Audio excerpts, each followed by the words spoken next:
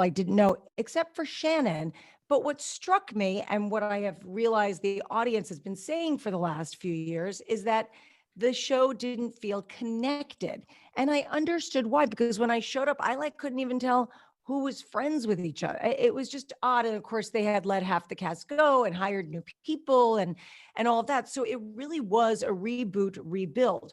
What I thought was interesting was watching what happened during this whole season. And when you get to the end of this season, it is very clear that there are real friendships with people and who is connected. And so that's why I keep calling it a transitional season, as it should be.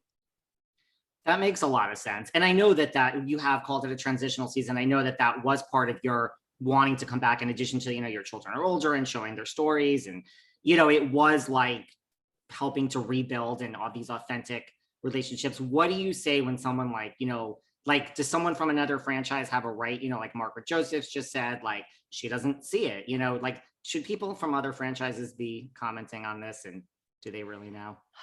Everyone's got opinions. I would hope that we're all a big sorority and support each other, but everyone does have their opinions. But I think the truth is, it's like, I came back and I feel like people ask me, was there a lot of pressure on you?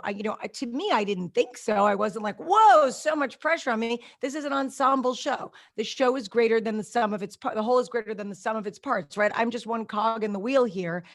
But here's the thing, when you come in, like, let's say there's a company in trouble, right? There's a company in trouble. What do?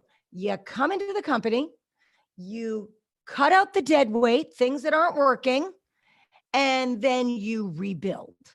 And you rebuild in the desire to have success and get the company back on its feet and have it thrive. And I think what we've done this season, and not that I went in thinking this, but as I think about the season and what we've done and how it ends, I would tell you that we did it. It was done correctly. And when we end this season, by the way, in a way I've never ended a season before, very odd and fun and strange. I think as we end the season, it is very clear that the future is bright. I like that. Anything you want to elaborate on this strange ending that none of us have ever seen before? No. I didn't think so, Heather, but you can't blame a girl for trying, right? No, not at all. Do you think so? Do you think Margaret Josephs will be eating her words at the end? I think Margaret will have her opinions, and I get it, but I think it's up for the audience to decide. And you didn't feel pressure, because it was touted as, that one of the best opening scenes in Housewives history. We see Chateau Dubrow and you're walking and hello, and it was put out there like Heather's being brought back to elevate this series. You still didn't feel, with this word elevate, like you didn't feel any pressure.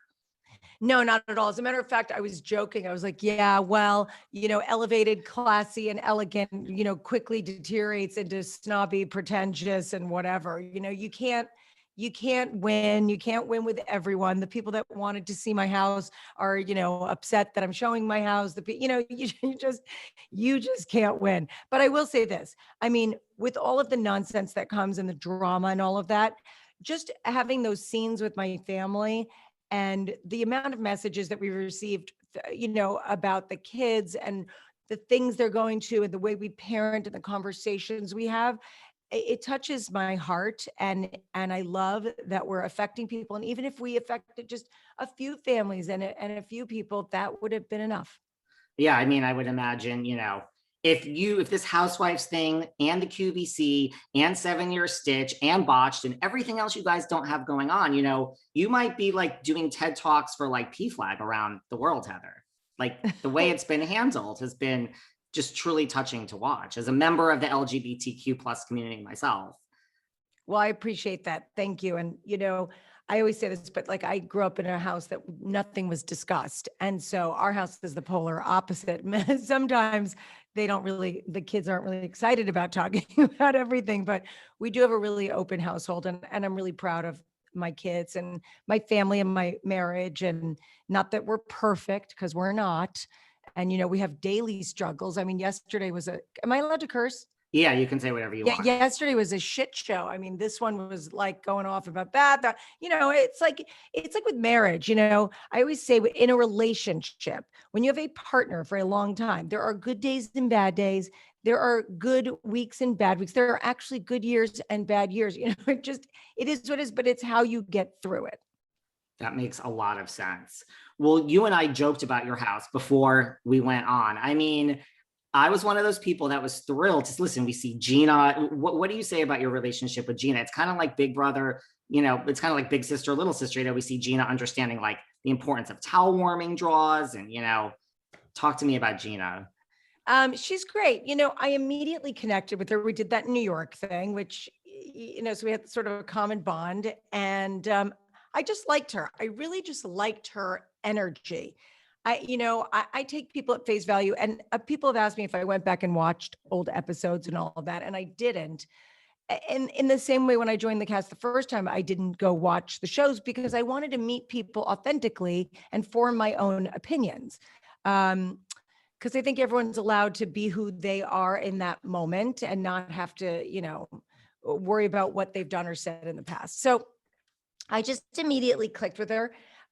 It's funny. I know I'm older than her, and I actually Terry is the same age as her parents, and so you know, so I'm 10 years younger than them. But it doesn't feel that way. You know what I mean? We're both moms. We're both New Yorkers. We're both, you know, we're in a friend group together, and I always thought it was fun to have friends at different, you know, ages because you can learn a lot from people that are younger than you and people that are older. You get a different perspective on things. So we just clicked immediately. I love watching it. Have you or Terry or any of the kids ever gotten lost in Chateau Dubrow? I mean, like I said, it No, is so big. Yeah. definitely not. But sometimes their friends do. Listen, but love seeing it. You could do your house tour every day, Heather, and I would tune in. Well, if you go to my YouTube channel, just so you know, if you go to YouTube and you put in Heather Dubrow, there I did a full tour. I've watched lots of it, but everyone listening to this that hasn't should go to your YouTube channel. It's every If you're nook into and cranny. design, yeah. If you're into design, I didn't actually show everything just for security reasons, but That makes a listen. We saw the Porte Cocheres. That's really, you know, that's the highlight for me. No, actually, the champagne bell in the closet. Come on now. Well, listen, it hasn't all been smooth sailing. Like, what do you think it is about Noella that she just doesn't like you? You can do no right by her. yeah, although in every interview she gives, she says I'm threatened by her. Yeah, I, she does say that. I know. Okay. Whatever. Um, what is it? I would tell you that when I met her, I had only met her. We had lunch together, Noelle and Nicole and I at Nobu. And then she came to my house for the party, which I really didn't get to talk to her because, you know, chaos ensued very quickly.